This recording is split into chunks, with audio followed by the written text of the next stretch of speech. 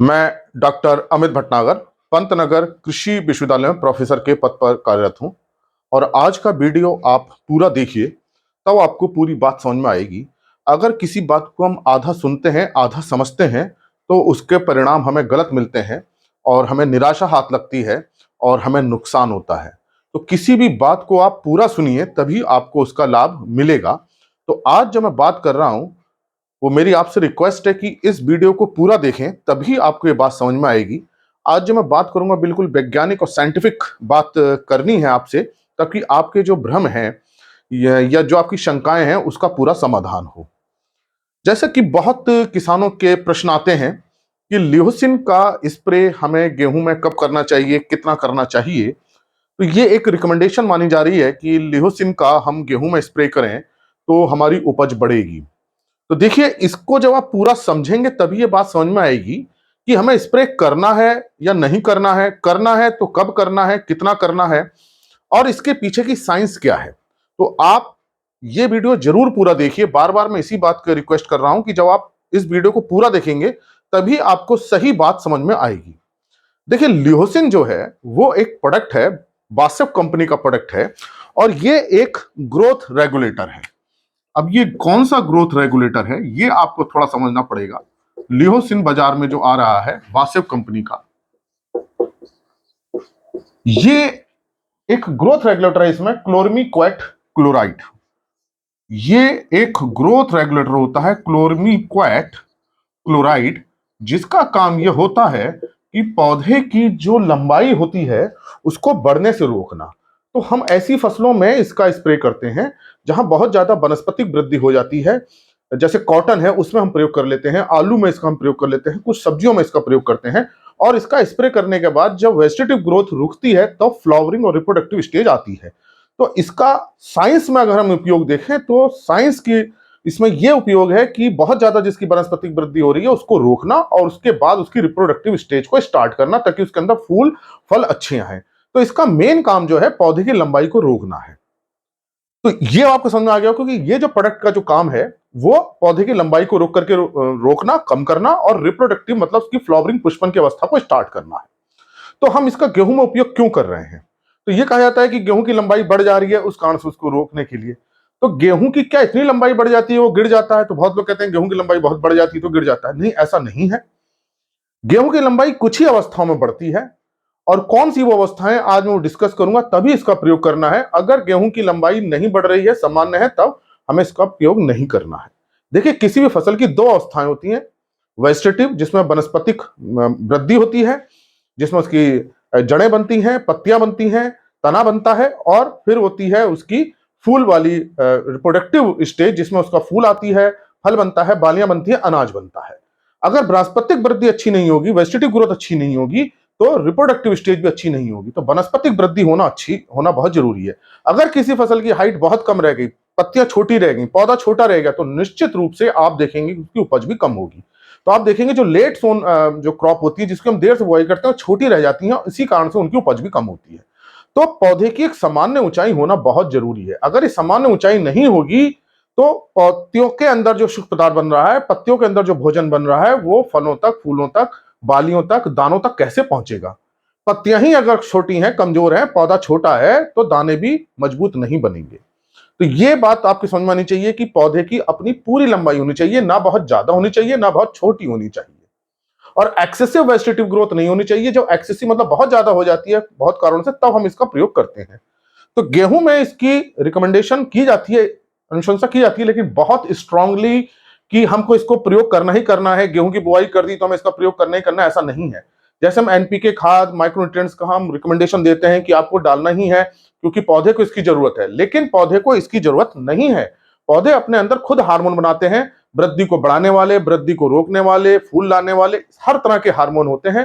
प्राकृतिक अवस्था में पौधे अपना नियंत्रण स्वयं करते हैं हार्मोन बना करके। अब हमको प्रयोग कब करना है, इस बात का ध्यान रखना है। देखिए, गेहूं की जो फसल है, गेहूं को ठंडा मौसम चाहिए। गेहूं में जब ठंड अच्छी पड़ती है तभी उसकी फसल भी अच्छी होती है। तो जो उत्तरी भारत के क्षेत्र हैं वहां जो सामान्य बुआई का समय है वो 15 नवंबर के आसपास रहता है। यहाँ तापमान तब कमी आने लगती है। 20-22 डिग्री सेंटीग्रेड का जब औसत तापमान होता है तब गेहूं की बुआई सही रहती है। लेकिन अगर हम थोड़ी सी पहले बुआई कर लें तो ये देखा गया है कुछ प्रजातियां बनाई गई हैं, थोड़ा सा बुआई जल्दी करने में उनकी उपज अच्छी आ जाती है। तो वो जो पहले जो बुआई की जाती है लगभग 25 अक्टूबर से कुछ क्षेत्रों में शुरू कर दी जाती है। तो यहां पे तापमान थोड़ा सा ज्यादा रहता है और यहाँ की प्रजातियां भी अलग होती हैं। अब देखिए गेहूं में हम अर्ली सोइंग कर रहे हैं, उसकी प्रजाति अलग होती है। समय से बुआई कर रहे हैं, मतलब 15 नवंबर से हम 30 नवंबर तक कर दे रहे हैं, इसकी प्रजातियां अलग होती हैं। फिर देर से बुआई की जाती है दिसंबर, उसकी प्रजातियां अलग अलग होती हैं। तो 3 तरह के समय हो गए गेहूं की बुआई के, और तीनों के लिए प्रजातियां अलग अलग होती हैं और तीनों की ही उपज हमें अलग अलग मिलती है। तो जो अर्ली वाली होती हैं लगभग 25 अक्टूबर से बोनी शुरू कर दी जाती हैं और 5 नवंबर तक का हम ये समय मानते हैं कि ये समय जो है अर्ली में आता है, जल्दी में आता है। तो इसकी प्रजातियां भी अलग होंगी। ऐसा नहीं कि आपको जो हम दिसंबर में बोने वाली प्रजाति यहां बो देंगे या 15-20 नवंबर वाले यहां बो देंगे, इनकी प्रजाति अलग होगी। अब क्या होता है कि यहां थोड़ा सा तापमान ज्यादा रहता है दिन का और रात का एज कंपेयर टू नवंबर दिसंबर, तो इनकी वृद्धि अच्छी होती है और लंबाई बढ़ती है। लेकिन कभी कभी ऐसा हो जाता है कि तापमान बहुत जल्दी कम ना हो तो लंबाई बहुत ज्यादा बढ़ जाती है और ये डर रहता है कि इसमें लॉजिंग ना हो जाए, गिर ना जाए तेज हवा चलने से, आंधी आने से, बारिश होने से। तो एक तो ये डर लगा रहता है कि अगर बहुत लंबी हो गई, अगर ये संभावना लगती है कि अगर तापमान में कमी नहीं आ पाई तो ये लंबी हो सकती है तापमान की वजह से। अब ऐसी स्थिति में हमें क्या करना है, अपने डर को कम करने के लिए या अपना जो समस्या आ सकती है उसको करने के लिए हम क्या कर सकते हैं, या इसकी लंबाई बढ़ रही है तब इसकी लंबाई को हमें रोकना चाहिए। अब होता का यह है कि इसकी जब लंबाई रुकेगी तब इसकी तना मोटा हो जाएगा और ये फिर नहीं गिरेगी। लेकिन मान लीजिए आपने 5 नवंबर के बाद 10 नवंबर में करी है, 20-25 नवंबर में करी है, दिसंबर में करी है, वहां तो एक सामान्य वृद्धि होती है और दिसंबर की बोई हुई फसल तो वैसी छोटी रहती है, तो हम इसका स्प्रे नहीं करना चाहिए। तो यहां पे भी हमें तभी करना है अगर हमें लगता है कि तापमान बढ़ रहा है, वो हमें मौसम देख के पता चल जाता है कि लंबाई बहुत बढ़ता जा रहा है, गेहूं बढ़ता जा रहा है, इसको रोकना पड़ेगा, बहुत ज्यादा बढ़ गया तो गिर सकता है, तब आपको इसका स्प्रे करना है, अदरवाइज नहीं करना। अगर आपने समय से बुआई करी है, दिसंबर में करी, तो आपको इसका प्रयोग करना ही नहीं है क्योंकि तब सामान्य अवस्था में होती है। तो ये जो लिहोसिन है ये वास्तव में क्लोरमीक्वेट क्लोराइड है और इसका प्रयोग पौधे की जो ज्यादा लंबाई होती है उसको रोकने के लिए होता है, सामान्य लंबाई को रोकने के लिए नहीं होता है। तो आप किसी भी सामान्य चीज को रोकने की कोशिश करेंगे तो नुकसान होगा। और आपने मान लीजिए 15-20 नवंबर की बुआई करी, दिसंबर में करी, इसका छिड़काव कर दिया तो पौधे छोटे रह जाएंगे, बालियां छोटे रह जाएंगी, दाना छोटा बनेगा, आपको नुकसान हो जाएगा। और सामान्य बुआई करी और पौधा नॉर्मल चल रहा है, सामान्य ऊंचाई चल रहा है, आप क्यों अननेसेसरी उसका स्प्रे कर रहे हैं? वो पौधा दब जाएगा, रुक जाएगा, पत्तियां छोटी रह जाएंगी, बालियां छोटी रह जाएंगी, तो आपको नहीं करना है। यह स्ट्रांगली रिकमेंडेड नहीं है। ये तभी आपको करना है जब पौधा लंबाई आपको लगे बढ़ रही है। तो 2 अवस्थाएं हैं कि जब आपको करना है।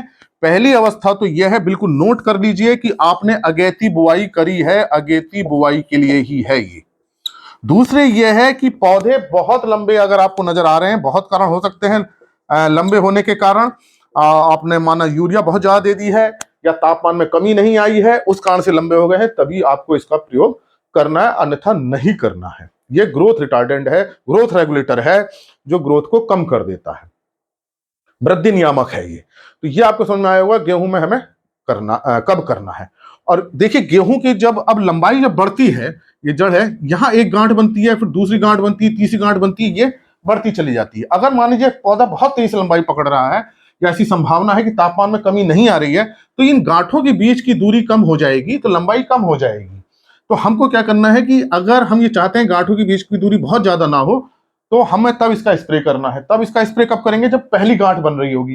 पहली गांठ कब बनेगी? 50 से 55 दिन पे लगभग बनेगी, 55 दिन बुआई के बाद, बुआई के। तो आपको क्या करना है, तब इसका स्प्रे करना है 50 से 55 दिन पे। जो गांठ बनती है नीचे की आप देखेंगे, ताकि 2 गांठों के बीच की दूरी कम रहे, पौधा छोटा बहुत लंबा ना जाए, मजबूत रहे। लेकिन अगर सामान्य चल रही है तो आपका इसका उपयोग नहीं करना है। मैं फिर से इस बात को कह रहा हूं, ये स्ट्रांगली रिकमेंडेड नहीं है, बहुत ज्यादा इसकी अनुशंसा नहीं की जाती है। इसका हमें विज्ञान समझना पड़ेगा। सामान्य ऊंचाई चल रही है, आपको नहीं करना। सामान्य ऊंचाई पे आपने इसको कर दिया, पौधा छोटा रह जाएगा, पत्तियां छोटी रह जाएंगी, बालियां छोटी रह जाएंगी, दाना छोटा रह जाएगा। और अगर पौधा बहुत तेजी से बढ़ता नजर आ रहा है तो आपको पहला करना है 50 से 55 दिन पे। दूसरा करना है जब इसका फ्लैग लीफ आ रही है, मतलब ऊपर की जो झंडा लीफ है वो आ रही है, तब आपको करना है। वो आती है करीब 70 से 75 दिन पे। इस पे निर्भर करेगा मौसम कैसा चल रहा है। ताकि देखिए जो बाली डंडी पे लगी होती है, इस तरह से लगी होती है बाली, इस डंडी के ऊपर। तो ये जो डंडी है ये अगर बहुत लंबी होगी तो क्या होगा कि ये यहां एक जो फ्लैग लीफ होती है, इस फ्लैग लीफ से खाना यहां जाता है इस बाली में। तो ये फ्लैग लीफ इस डंडी के पास होनी चाहिए। तो जितनी ये पास होगी उतना क्या होगा, जो भोजन बना है बालियों में जाएगा। तो इस डंडी की लंबाई जिस पे की बाली लगी रहती है उसको कम करने के लिए फिर इसका स्प्रे किया जाता है। तो आपको समझ में आ गया होगा कि स्प्रे क्यों किया जा रहा है। दो गांठों के बीच की दूरी बहुत ज्यादा ना जाए इसलिए, नंबर एक। दूसरा इसलिए करते हैं जो जो बाली जिस डंडी पे लगी होती है उस डंडी की लंबाई बहुत ज्यादा ना हो। आपने देखा होगा अगर ये डंडी की लंबाई ज्यादा होगी तो बाली छोटी रह जाती है। तो फ्लैग लीफ इस पास होनी चाहिए बाली के, जितने ज्यादा पास होगी उतनी ज्यादा क्या है, भोजन पदार्थ जल्दी जाएंगे, बाली मोटी हो जाएगी, दाने मोटे हो जाएंगे। इसलिए दूसरा स्प्रे लगभग 70 से 75 दिन जब फ्लैग लीफ आ रही हो, झंडा पत्ती निकल रही हो, तब करना है। तो आपको समझ में आ गया होगा लिहोसिन जो है वो हमारा ग्रोथ रेगुलेटर है, क्लोरमिक्वेट क्लोराइड है, पौधे की लंबाई को रोकता है। तो हमको कभी भी ऐसा काम नहीं करना, हम जो प्रकृति में जो चीजें चल रही है उसके अगेंस्ट हमें काम नहीं करना चाहिए, कोई ऐसी चीज नहीं डालनी चाहिए जब तक कि उसके अंदर कोई समस्या ना आ जाए। तो ये वृद्धि को रोकता है। अब सोचिए वृद्धि को रोक रहा है तो पत्तियों को भी रोक रहा है, उसके फोटोसिंथेसिस को भी रोक रहा है, उसका भोजन निर्माण को भी रोक रहा है। तो बालियां कमजोर होने की संभावना है। तो ये तब किया जाता है जब हमें लगता है कि अर्ली सोइंग है, 25-30 अक्टूबर को हमने गेहूं बोया था, तापमान में कमी नहीं आ पा रही है, पौधे लंबे होते जा रहे हैं, तो उस लंबाई को रोकने के लिए किया जाता है। तो दो फायदे होते हैं, लंबाई रुक जाती है तो पौधे गिरते नहीं है और तना भी फिर मजबूत रहता है। और इसको कब स्प्रे नहीं करना है, अगर आपने समय से गेहूं की बुवाई की है, देर से बुवाई की है, तो आपको नहीं करना है, क्योंकि देर से बुवाई की अवस्था तो वैसे ही पौधे बहुत छोटे रहते हैं दिसंबर की बुवाई में, और जो समय की बुवाई है वो तो सामान्य पौधे चलते ही हैं, तो उसमें हमें छेड़छाड़ नहीं करनी है। तो ये आज आपको समझ में आ गया होगा कि ये जो क्लोरमिक्वेट क्लोराइड है ये एक ग्रोथ रेगुलेटर है जो हाइट को कम करता है। हमें हाइट क्यों कम करनी है उसके मैंने कारण बता दिए। बहुत लंबाई हो गई तो भी नुकसान हो जाएगा, पौधा गिरने का डर है हवा चलने पे, और फ्लैग लीफ से इसकी लंबाई बढ़ जाती है तो पौधे जो भोजन पदार्थ नहीं जा पाते, दाने छोटे रह जाते हैं, इस कारण से करते हैं। अगर सामान्य अवस्था है तो हमें इसको नहीं करना है। फिर इसमें कहा जाता है कि इसमें स्प्रे मिला दीजिए, टेबाकोनाजोल मिला दीजिए, या दूसरी दवा मिला दीजिए, कोई फंजीसाइड मिला, तो उसको जब उसमें है ही नहीं, ये जितनी टेबाकोनाजोल है या दूसरी जो दवाएं हैं, ये प्रोपिकोनाजोल है, ये रोगों को नियंत्रित करती हैं, रस्ट को नियंत्रित करती हैं, फफूंदी वाले रोगों को नियंत्रित करती हैं। जब हमारी फसल में रोग है ही नहीं तो हम क्यों उस दवा को मिलाएं। अब फंजीसाइड हम क्यों डालते हैं फसल में, क्यों, ये फंजीसाइड है जो कवक से होने वाले रोगों को रोकते हैं। अब हमारी फसल में जब रोग ही नहीं है तो हम फंजीसाइड क्यों डाल रहे हैं। जब रोग हो या रोग दिख रहा हो तब डालें, अन्यथा उसको ना डालें। तो लियोसिन के साथ हम उसका स्प्रे क्यों कर रहे हैं, अगर हमें करना भी पड़ रहा है लियोसिन का, तो उसके साथ फंजीसाइड मिलाने का औचित्य क्या है, उसका क्या मतलब है जब फसल में रोग ही नहीं है। तो अगर रोग आता है तब आप ये टेबाकोनाजोल या प्रोपिकोनाजोल का स्प्रे कर सकते हैं, अन्यथा उसका स्प्रे करने की कोई आवश्यकता नहीं होती है। इससे आपकी खेती का खर्चा बढ़ेगा, क्योंकि हम पूरी बात सुनते नहीं है, समझते नहीं है, उसका विज्ञान नहीं जानते, उसका कारण नहीं जानते, और हम उसको शुरू कर देते हैं, उससे हमें लाभ नहीं मिल पाता। तो आशा ही मेरी बात आपको बहुत समझ में आई होगी कि लिहोसिन का स्प्रे किन किन अवस्थाओं में करना है, कब नहीं करना है। अगर करना है तो क्या हमें टेबाकोनाजोल या प्रोपिकोनाजोल इस तरह के फंजीसाइड मिलाने हैं या नहीं मिलाने हैं, क्योंकि बहुत तरह की रिसर्च की जाती है और कुछ रिसर्च में परिणाम आते हैं, कुछ में नहीं आते हैं। उस क्षेत्र विशेष की जलवायु पर निर्भर करता है, वहां की प्रजाति पर निर्भर करता है, वहां की मिट्टी पर निर्भर करता है, बहुत सारे रिस्पॉन्सेज होते हैं। तो जब इस तरह के रिस्पॉन्सेज डिफरेंट होते हैं तो हमको अपने खेत के अनुसार, अपनी मिट्टी के अनुसार, अपनी फसल के अनुसार, अपने क्षेत्र की जलवायु के अनुसार ही वो एग्रीकल्चर प्रैक्टिस करने चाहिए, वो इनपुट डालने चाहिए। अगर वो हमारी सामान्य फसल चल रही है तो हमें कुछ भी करने की, बाहर से डालने की जरूरत नहीं होनी चाहिए। तो आशा है मेरी बात आपकी समझ में आई होगी कि ये जो एक भ्रम है कि हमें डालना ही डालना है, नहीं तो गेहूं गिर जाएगा और उपज कम हो जाएगी, ऐसा नहीं होगा। अगर आपने समय से बुआई की है तब नहीं होगा, अगर आपने बहुत जल्दी बुआई कर दी है, पौधे बहुत तेजी से भागते हैं अधिक तापमान होने की वजह से, तब ऐसी अवस्था में इसको किया जा सकता है, लेकिन ये फिर भी स्ट्रांगली रिकमेंडेड नहीं है। बार बार मैं इस बात को कह रहा हूं, ये स्ट्रांगली रिकमेंडेड नहीं है। इसका मतलब यह है कि आपको इसको आवश्यकता पड़ने पर करना है, ऐसा नहीं कि इसको करना ही करना है।